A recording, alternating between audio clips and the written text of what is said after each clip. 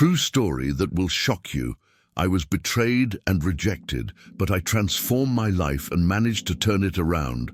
I don't even know where to begin, but I'll try. Because for a long time, I kept everything bottled up inside, and it only made me worse. My name is Gabriel. I'm 27 now, but it all happened when I was 24.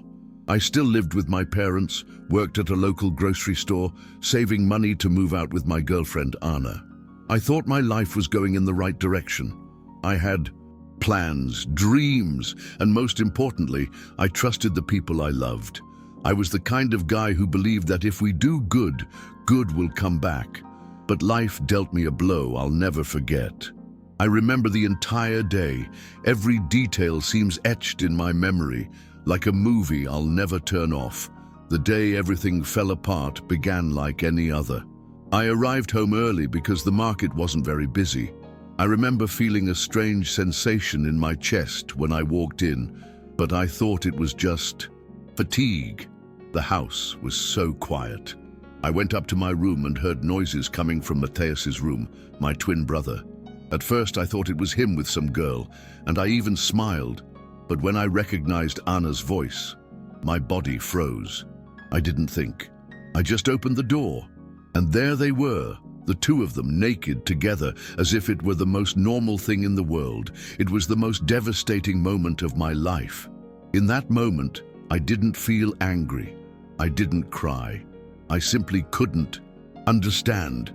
I stood there, staring, as if my brain had shut down. They separated quickly. Anna started crying. Matthias tried to speak, but I only took a step back. I remember feeling my legs tremble, my vision darkening, and the taste of blood in my mouth because I bit my lips so hard trying not to scream. I ran. I didn't want to hear anything. I didn't want an explanation. I just wanted to disappear. Every step I took down the hallway felt like it was taking me away from everything I knew, but also from who I was. That same day, my parents arrived and I was still beside myself. I thought I'd receive support, but it was worse than anything I'd ever felt. My father, Aroldo, told me I was being dramatic, that Anna had always liked Matthias and that I should accept it. My mother, Marilia, told me I was being childish, that family was more important than pride. I listened silently, but inside, I was dying. It wasn't just Anna or Matthias' betrayal. It was everyone's betrayal. I realized then that I had no safe place, not even in my own home. The feeling of abandonment was like a weight crushing my chest, leaving me breathless. In the following days, I began to be treated like the problem. They said I was getting in the way of Anna and Matthias's new relationship, that I was being selfish. They started avoiding me, talking quietly when I passed, as if I were a stranger. I stayed there for a few more days, trying to understand, trying not to go crazy. But every look, every word was like a knife cutting me inside. I cried alone, locked away, biting my pillow to keep quiet. I thought about disappearing, vanishing from the map, because it seemed no one cared whether I existed or not. I felt an emptiness that seemed like it would never go away. I don't know how I endured it, but one morning I decided I wasn't going to stay there anymore. I packed my things, what little I had, took my savings, and left. I didn't leave a note. I didn't warn anyone. I just went. I slept for a few days on my Aunt Antonella's couch, who always treated me like a son. My cousin, Adriana, looked me in the eye and said, "You're not the one in the wrong here. Don't let anyone convince you otherwise." And those words saved me. It was the first time in days that I'd heard something that gave me strength. I cried in her arms like a child. For the first time in weeks, I felt I could breathe without being crushed by guilt and fear. From then on, I began rebuilding my life. I found a room to rent, in a simple neighborhood close to work. It wasn't easy, because the pain doesn't go away just because you move. I still woke up in the middle of the night shaking, angry, disgusted, with a feeling of emptiness that seemed like it would never go away.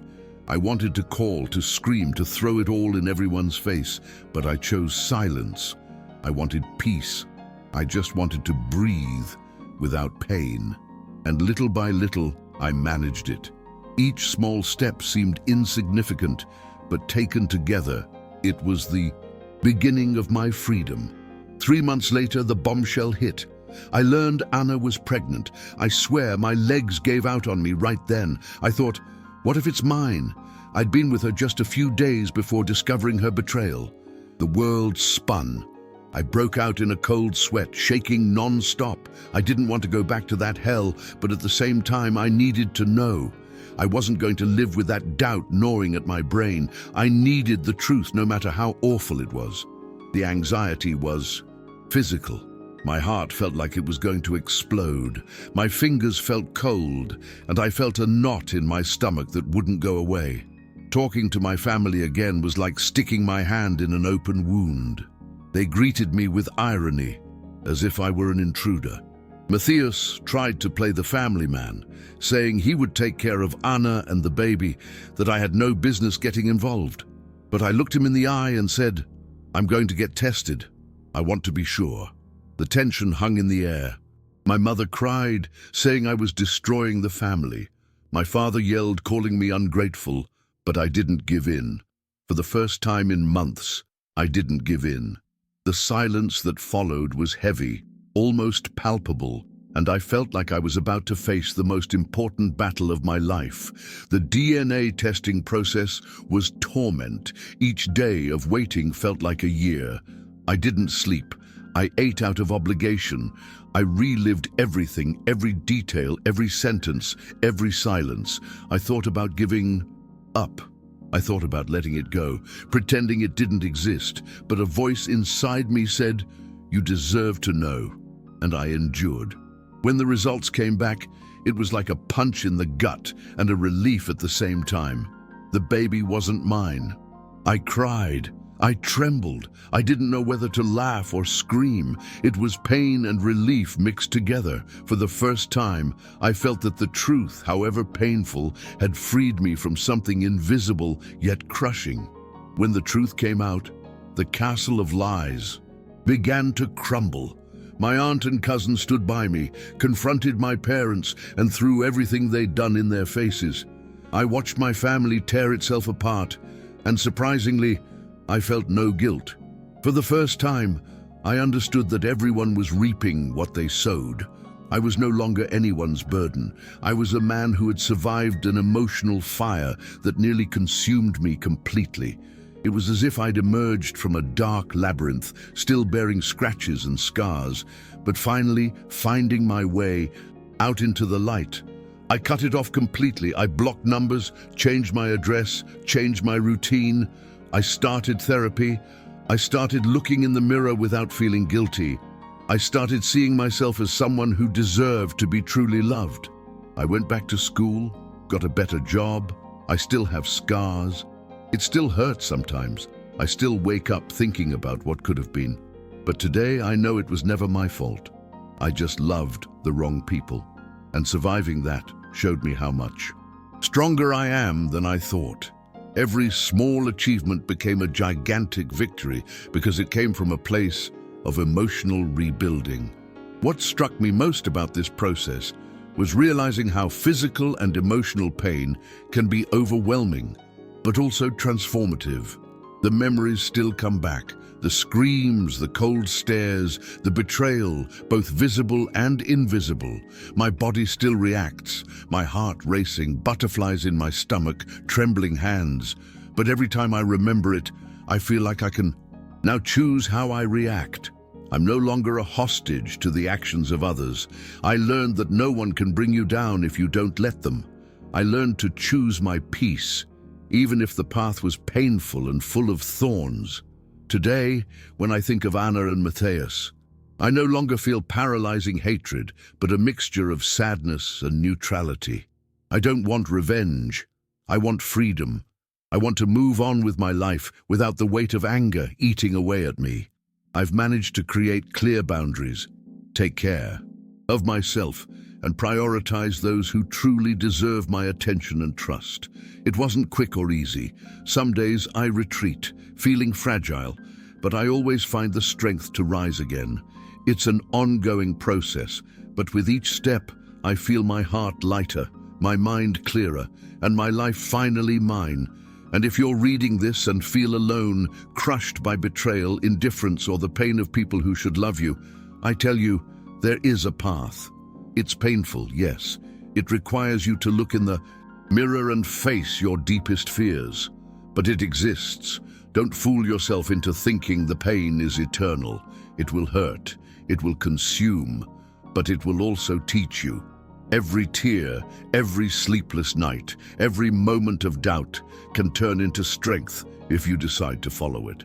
I'm here to tell you it's possible. I did it, and you can too. After everything that happened, rebuilding my life wasn't just about leaving home or cutting off contact. It was about learning to understand myself, value myself, and trust myself again. Every morning I woke up and thought, today I can choose to be happy, even if it still hurts. At first, it seemed impossible. With each reminder of betrayal and my family's indifference, I felt like I was carrying a backpack of stones on my chest. But little by little, I learned to remove one stone at a time, to breathe between each step, to realize that my life didn't need to be dictated by the mistakes and weaknesses of others. I also learned that crying isn't a weakness. I cried a lot alone in my rented room, in the bathroom at work, in my car, anywhere I could collapse without being seen. And that's okay. Crying was part of the process. Each tear was an acknowledgement of pain, but also a release of weight. I remember the bitter taste in my mouth, the burning of my chest, the urge to scream until my voice was gone. But over time, those tears taught me something I never imagined. Strength doesn't come from the absence of pain, but from the ability to face it, to allow yourself to feel it and still move forward. One of the most defining moments of my recovery was when I was able to truly laugh for the first time in months. I was alone, listening to music, and suddenly a funny memory of my brother surfaced. I laughed, and that laugh wasn't one of false joy. It was one of someone finally beginning to reconnect with themselves. I felt a warmth in my chest, a sense of freedom I hadn't even remembered existed. It was in that moment that I realized that despite everything, life could be light again, that I could choose to allow myself to live, love, and dream without fear of betrayal or abandonment. I also had to learn to deal with my family, even if it was long distance. I couldn't erase the past, but I could decide my present and my future. I stopped waiting for their approval, seeking acceptance where it didn't exist. I started investing in those who truly wanted to be with me, in people who respected and supported me. This was a huge step, learning to surround myself with people who strengthened me rather than weakened me. It was painful to realize who didn't deserve my love, but liberating to know I could choose my relationships from now on. Today, what makes me most proud is not having survived betrayal or rejection, but having found my own voice. I can tell my story without shame, without fear, without guilt. I can look in the mirror and say, "You did it." I still have difficult days. I still feel the weight of bad memories, but the difference is that now I know I can carry those memories without them defining me. I am more than the pain I suffered. I am Gabriel, someone who fell, almost gave up, but who chose to get up, rebuild, and finally truly live. Today, when I look back, I see the rocky road I had to travel. I see sleepless nights, silent tears, nights when I thought I wouldn't wake up the next day. I see moments of despair and anger, the rage that consumed me, and I still feel the tightness in my chest when I remember the betrayal. But I also see something incredible, the strength born from chaos. Every scar, every tear, every mistake brought me here. I learned that pain doesn't have to be an end, but can be a beginning, a turning point, a reminder that life is too short to be lived for others. What surprised me most about this journey was realizing how liberating self-love can be. I had to learn to love myself in a way I'd never had to before. I had to accept myself, with all my flaws and insecurities, and decide that I deserved respect, dignity, and happiness. I started taking care of myself, listening to myself, and investing in myself. Every small achievement, like laughing without guilt, sleeping soundly, or simply looking at myself in the mirror without fear, became a powerful reminder that I was on the right path. I was rebuilding not only my life, but also my mind and heart. I also learned that the truth, however painful, is liberating. I could have ignored it, all pretended nothing had happened, but that would only have kept me trapped in suffering. Facing reality, discovering the truth about the baby, confronting my brother even from a distance, gave me control over my own story. I understood that no one can steal your truth, and that the courage to seek it is one of the most powerful things you can have. In the end, the pain existed, but it didn't define me. The truth set me free.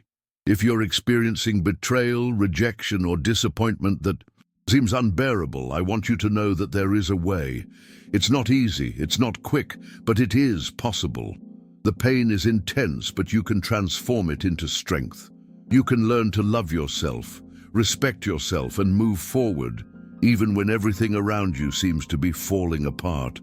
I am living proof of this. I have found my freedom, my peace, and my own voice. And even if the pain doesn't disappear completely, it ceases to be a prison and becomes a reminder of your own strength. Looking back, I see that devastating episode was the catalyst for my transformation. I learned that pain, when faced with courage and strategy, can be a tool for growth. I discovered my inner strength, my ability to resist manipulation, to create healthy boundaries, and to consciously rebuild myself. My life is not perfect. There are still moments of doubt and painful memories. But now, these memories no longer define me. They strengthen me. The emotional freedom I have gained is my greatest treasure, and the feeling of controlling my own narrative is invaluable. Today, I still deal with the remnants of that pain, but the difference is that I'm no longer held hostage by it. I can smile, I can plan, I can believe that the future can still be good. I allowed myself to start over, and that changed everything. It wasn't easy. No one said it would be, but with each step, I realized it was worth facing, confronting, and surviving. I'm stronger, more aware, and freer than I've ever been. The truth set me free, and today I live proudly in who I've become. Someone who survived betrayal and abandonment, and who managed to find peace and strength within themselves. And that, in itself, is a victory no one can take away. Ultimately, surviving all of this has shown me that no one can define who you are except yourself. I am Gabriel, someone who suffered betrayal, rejection, and profound pain, but who decided to fight, resist, and rebuild. I know that life still has its challenges, that there are still moments of sadness, but I also know that I can face them without fear, without guilt, and with pride in who I've become. If I could bounce back, so can you. Believe me, even in the midst of the worst, there is always a path to light.